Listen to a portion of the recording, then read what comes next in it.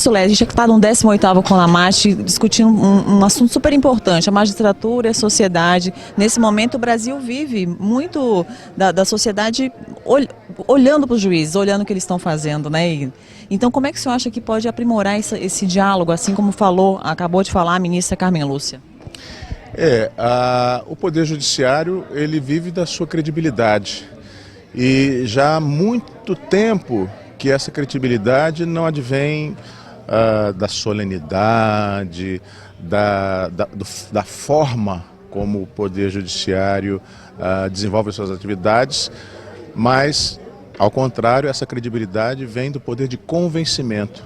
E esse convencimento se dá pela correção, pela segurança da fundamentação das decisões, mas, acima de tudo, vem do exemplo. E quando a ANAMATRA convoca os juízes e juízas do trabalho brasileiros a discutir a sua independência, as suas relações institucionais, mas também a sua relação com a sociedade, a ANAMATRA mais uma vez vai à frente, dá o exemplo de uma atitude que deve partir de cada juiz, de cada juíza brasileiros. O senhor agora é conselheiro do Conselho Nacional de Justiça, que acabou de voltar o seu olhar para a priorização do primeiro grau, onde estão um grande número de processos que assoberbam a justiça. Como é que o senhor avalia essa conduta? É absolutamente impossível nós pensarmos em administrar um contingente que ultrapassa os 100 milhões de processos no Poder Judiciário brasileiro e dos quais 80% ou mais de 80% encontram-se no primeiro grau, sem voltar os olhos para esses juízes e juízas, que são a primeira trincheira, são os que recebem e olham o cidadão, o jurisdicionado, no olho, não é? As instâncias recursais são importantes, mas, sem sombra de dúvida, ao longo do tempo, uma distorção foi se agravando com um aparelhamento desproporcional das instâncias recursais, inclusive na esfera dos tribunais superiores, em relação a juízes e juízas do primeiro grau. Nós temos varas que funcionam de forma precária, seja em termos de recursos materiais, seja em termos de pessoal, de colaboradores que são indispensáveis para se prestar uma jurisdição de qualidade. E o que a sociedade quer é uma resposta célere, com certeza, mas de qualidade e de uma forma respeitosa à sua condição de detentores de direitos. Uma das bandeiras da ANAMATRA é democratizar o Poder Judiciário. E uma dessas medidas que a entidade defende é a participação dos juízes na eleição dos cargos diretivos dos tribunais. Você acredita que isso é importante? O tema da democratização, ele permeia toda essa reinvenção ou reformulação do Poder Judiciário que a ministra Carmen Lúcia acaba de abordar na sua palestra.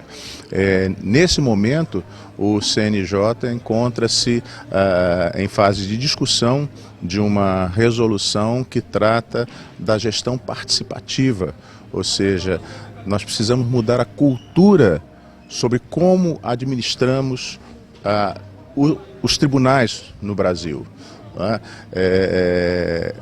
Não basta que os presidentes de tribunais, certamente imbuídos das melhores intenções, respaldados pelos colegas que o elegeram, decida as coisas sozinho, com a sua equipe técnica. É necessário ouvir aqueles que estão diretamente envolvidos nessa atividade e sofrendo os problemas que muitas vezes não chegam quer aos tribunais regionais e muito menos ao Tribunal Superior. A eleição para a direção desses tribunais, sem sombra de dúvidas, é uma medida que deve ser discutida, deve ser debatida, mas, a meu juízo, é imprescindível que venha acompanhada de uma democratização muito mais ampla na formulação das políticas de gestão dos órgãos do Poder Judiciário. falou em ampliar essa democratização, né? E ontem a gente teve uma palestra do conselheiro Gustavo Alckmin que falou que as políticas de metas do CNJ, a forma delas está esgotada, que deveria ter mais participação dos juízes, das entidades de classe, também uma reivindicação da ANAMAT. Como você avalia esse cenário? A política de metas, que na verdade ela é formulada a partir das contribuições dos tribunais, as metas não são do CNJ, as metas são dos tribunais que as levam ao CNJ em uma reunião, então, patrocinada pelo CNJ. Os diversos representantes de tribunais concordam em estabelecer essas metas anuais. Elas são sem dúvida importantes, elas atuam como um norte e nos ajudam a todos os magistrados e magistradas brasileiros a dar uma coesão maior aos esforços no sentido de prestar uma jurisdição célere e de qualidade. Mas esse esforço não se esgota só no aspecto numérico, não é? É necessário, como eu mencionei anteriormente, que a própria formulação das metas seja fruto de um debate com os magistrados e magistradas que atuam naquela jurisdição e que têm a verdadeira noção do que a sociedade necessita, das deficiências de recursos que ainda constituem obstáculo a uma prestação jurisdicional melhor. E é por isso, então, que essa resolução que mencionei anteriormente vem sendo debatida no âmbito do Conselho Nacional de Justiça e a expectativa que vários conselheiros já manifestaram é de que essa ampliação da gestão democrática possa alcançar também o processo de formulação de metas. Não é razoável exigir que um juiz ou uma juíza cumpra determinada meta sem ter lhe dado pelo menos a oportunidade de manifestar a sua opinião, a sua visão sobre a razoabilidade da meta estabelecida. E por fim, a gente está no 18º CONAMAT, mais de 800 participantes, é o maior congresso da história que a entidade realiza. Como está sendo participar dessa experiência? É uma alegria, um prazer enorme retornar a Salvador, essa cidade que já abrigou tantos encontros importantes para a política associativa da magistratura brasileira. Somos sempre muito bem recebidos e, acima de tudo, estar aqui com a oportunidade de celebrar, junto com tantos colegas, os 40 anos da ANAMAT, uma entidade que, como ressaltou o deputado Sandro Molon, se notabiliza por sua atuação por causas que transcendem o contexto corporativo. A manutenção de conquistas trabalhistas, a valorização da magistratura do trabalho. Para mim é, sem sombra de dúvida, uma grande honra poder ser testemunha desse momento histórico.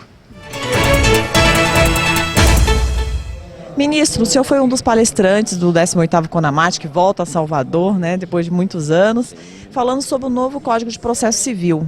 A gente sabe que não foi uma norma criada por direito do trabalho, mas que ele pode ser aplicado. Como é que o senhor avalia isso? Ele é positivo? Vai ser positivo para o juiz, para ele entregar a prestação jurisdicional com mais celeridade? A minha visão é sempre otimista, eu acho que sim.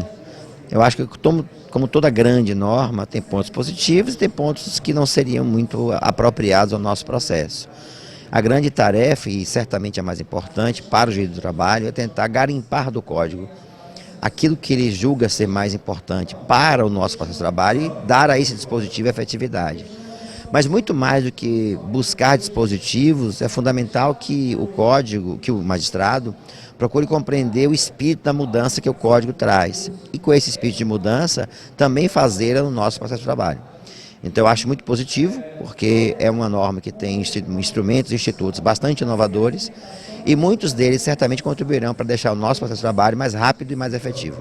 Eu falei ontem com o ministro Caputo Bastos, e na opinião dele, no ordenamento jurídico brasileiro caberia um código do processo de trabalho. Qual a opinião do senhor sobre esse tema? Eu acho que o Brasil tem um problema muito sério de excesso de leis. Eu acho que nós, muito mais do que buscar leis, nós precisamos dar a essas leis efetividade.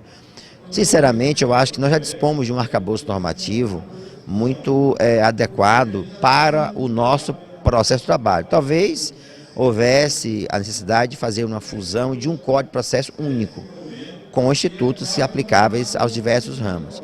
Mas eu não me preocupo muito com isso. Eu acho que o nosso problema maior é de dar a essas leis efetividade. Porque os microsistemas processuais que existem hoje permitem que o juiz se vá de um arcabouço normativo bastante vasto, bastante rico, para tornar o processo efetivo. Então o nosso problema não é de crise legislativa ou de produção legislativa, é de falta de efetividade das normas. Certo. O TST ele baixou uma instrução normativa para interpretar alguns dispositivos do Código que se aplicam, aplicam parcialmente, não se aplicam. Você acredita que isso foi positivo? Vai auxiliar o juiz? Sem dúvida, a intenção do tribunal foi, sobretudo, estabelecer a segurança jurídica para os públicos interno e externo. É preciso que os juízes soubessem, tivessem um sinal claro de qual é o espírito de aplicação do Código ao processo. E, por outro lado, também a comunidade judiciária, os advogados, enfim, as pessoas em geral soubessem, tivessem uma indicação de qual seria a orientação do tribunal. O tribunal não fez uma norma pormenorizada, o tribunal não fez uma norma detalhista, o tribunal não fez uma norma que buscasse retirar do juiz a criatividade na aplicação do Código. O tribunal, sim, editou uma norma que sinaliza um espírito de aplicação, e esse foi o seu grande objetivo. Mudando um pouco de assunto, o senhor foi um dos idealizadores do programa Trabalho, Justiça e Cidadania, lançou um livro aqui, comemoramos 10 anos, o senhor fica muito feliz com isso, é bom ver esse programa que nasceu na época que o senhor pensou ele, crescendo. Essa é uma grata satisfação, porque quando nós olhamos para trás e identificamos as dificuldades que houve, sobretudo para conscientizar o juiz da importância do programa, que antes até chamava de projeto, e nós dizíamos sempre que não era um projeto, que o projeto tem a ideia de algo temporário e o programa é definitivo, realmente muito gratificante. Porque nós hoje, olhando para trás, vimos o quanto o programa amadureceu, mas sobretudo os juízes do trabalho se conscientizaram da importância da interlocução social, da aproximação com a comunidade. Isso é a grande conquista do programa. Então eu me sinto muito feliz, como um dos membros da comissão organizadora do programa, e estava participando das reuniões da Cartilha de Cidadania, enfim, o caminhar 10 anos depois, as pessoas que hoje colhem os frutos desse programa não imaginam o quão difícil foi de implantá-lo e implantá-lo nacionalmente. Antes era visto como um ideal, às vezes até um capricho, mas hoje é muito bom ver que o juiz do trabalho de hoje se conscientizou desse programa e que ele por si só cresce e amadurece. É muito bom. Por último, o CONAMAT volta ao Salvador depois da sua primeira edição realizada aqui. Como o senhor avalia a sua participação no evento? Bom, eu participei do primeiro CONAMAT, eu estava na comissão organizadora e vê-lo crescer como cresceu o CONAMAT, como o maior fórum de debate dos nossos colegas juízes, é muito importante, é muito bom. Mas é um espaço democrático de debates, de deliberações, mas eu acho que o espírito do CONAMAT de democracia não deve também deixar de observar a unidade da magistratura. Eu acho que a grande conquista que o CONAMAT traz é poder ouvir todos, poder receber contribuição de todos, mas não se pode deixar de levar em consideração que a magistratura brasileira é única, é una.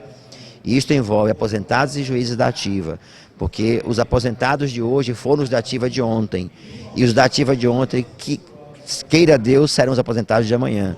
Então essa ideia de fragmentação, para mim, é equivocada. Eu acho que a magistratura brasileira tem que ser vista como um bloco monolítico, hegemônico, e que deve ouvir, sim, a opinião de todos, que isso é democrático e é cidadania. Mas não deve deixar de perceber que a grande força da magistratura está na sua união. E isso, o CONAMAT contribui com os debates, mas deve ser sempre norteado desse espírito. E como baiano, de fato, me sinto muito feliz, porque o CONAMAT voltar a Salvador 18 anos depois, o maior CONAMAT até hoje, é realmente uma experiência muito gratificante. E ter participado dos dois, para mim, de fato é muito bom. Ministro Caputo, o senhor acabou de ser um dos painelistas do CONAMAT, onde falou sobre o novo CPC. De que forma essa nova norma, que não foi criada por direito do trabalho, pode auxiliar o magistrado a uma entrega da prestação jurisdicional com mais celeridade?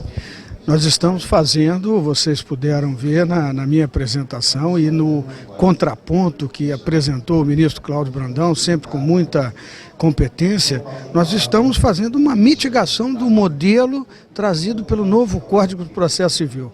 Nós estamos trabalhando a vocação da magistratura trabalhista, que é uma vocação voltada à conciliação, voltada à mediação, voltada à solução dos conflitos de uma forma mais pacífica e harmônica possível e criar com isso um ambiente favorável à mediação no na Justiça do Trabalho via Poder Judiciário. Nós estamos defendendo, e vejo que o meu colega também, nesse aspecto, não apresentou divergência das minhas reflexões e ponderações, é de que a mediação seja trazida para o ambiente da Justiça do Trabalho. Não, talvez não seja a melhor por hora, porque o melhor seria não termos ações trabalhistas, mas nessa quadra que vivemos, esse seria uma boa ferramenta para auxiliar aí na solução dessas... Já estamos aí com algumas milhões de ações trabalhistas e o volume é crescente, né, de forma que seria uma boa ferramenta para auxiliar na solução desses conflitos. O TST já tomou instrução normativa sobre o novo CPC. Como você avaliou o conteúdo dela também, que foi agora recentemente alterado também?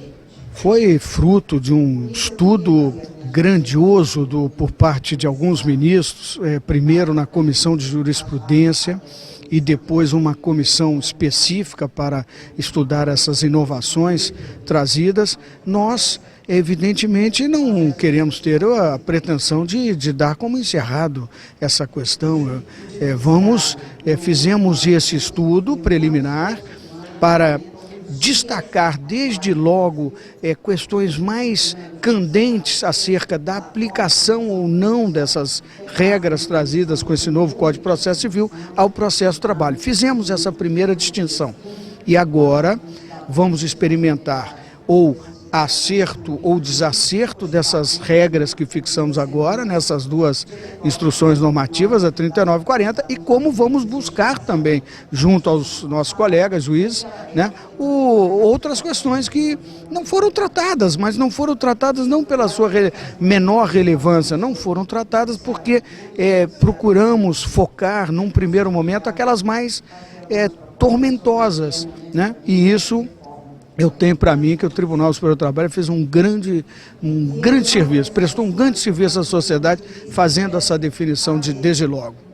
O senhor acha que cabe na normativa brasileira um Código de Processo de Trabalho? Cabe. Transformar a CLT num grande Código de Processo de Trabalho. Eu acho que cabe. Eu acho que nós temos distinções muito fortes, né, de históricas, de origem, né, do próprio direito material. Nós temos que tratar dessas questões com regras procedimentais específicas e particulares. Agora, eu sei que isso é um trabalho que demandaria aí uma conjunção de todos os juízes, todos os advogados, todos aqueles que militam e gravitam em torno da Justiça do Trabalho para a criação de um Código de Processo. Eu sou plenamente a favor, plenamente, e no que me for possível, poderia auxiliar em alguma coisa com muita honra, assim, com muito prazer. Acho que sou totalmente a favor. A gente fala muito em ativismo judicial, mas também fala muito na separação dos poderes conforme prevê a Constituição. Como é que o senhor avalia o ativismo judicial hoje no Brasil? É como disse o professor Daniel na sua fala, o ativismo às vezes é usado de uma forma até pejorativa, quando não é isso do que estamos tratando. A sua palestra foi extremamente elucidativa, de vários, inclusive os momentos históricos que deram, vamos dizer assim, justificam essa atuação mais, vamos dizer assim, mais ativa do juiz ou do Poder Judiciário. Não é que nós tenhamos, cada um de nós, um código particular ou tenhamos que fazer justiça àquele caso segundo a nossa compreensão. Não é isso que se quer. Mas os tribunais, e o Guilherme citou, o próprio Supremo Tribunal Federal, em várias questões, teve que ser ativo, porque eram questões de altíssima importância e que não eram normatizadas naquele momento. Por que não ser ativo? Por que não exercer esse ativismo com essa compreensão dessas questões tão tormentosas, como o aborto, do anencefálico e várias questões outras que foram trazidas ali. Então, eu acho que nós devemos ver o ativismo com reserva, para que não autorizemos aí aos juízes que exerçam o poder judiciário com códigos próprios e como se voltássemos a uma compreensão do que foi um direito alternativo, cada um criar um código de conduta próprio, mas o juiz ser ativo, nós somos gente. Quando entramos na magistratura, por incrível que pareça, não deixamos de ser gente, com as nossas imperfeições, com os nossos sentimentos e tal, e nós temos que interpretar a lei dentro dessa concepção, né? E por que não ser ativo? Só vejo assim essa questão do ativismo. Você está no 18º CONAMAT, um dos maiores da história, tem mais de 800 participantes. Como está sendo essa experiência? Olha, eu confesso que eu não sou professor, eu não tenho esse contato com sala de aula, contato com públicos. As minhas palestras são muito poucas e tal. Eu me assustei quando me levantei para falar e vi um auditório tão qualificado, né, de magistrados do trabalho, e num número que, confesso, me assustou muito. É aquela apreensão que a gente fica, né, de como é que a gente vai se portar, ou como é que vai fazer trazer a eles essa reflexão sobre um assunto tão delicado como a mediação, mas me surpreendeu a atenção com que me ouviram e pelas caras, assim, pelos rostos, a gente notava que estavam recebendo com muita, assim, como uma coisa que devesse mesmo ser discutida no âmbito da magistratura. Eu fiquei impressionado com a grandiosidade desse evento. Tenho buscado informações, está sendo realizado de uma forma espetacular por todos vocês, e fico muito honrado de estar sendo um dos participantes, protagonistas aí, tendo a oportunidade de fazer uma reflexão aí, trazer para a magistratura essa reflexão. Então, é uma experiência fantástica.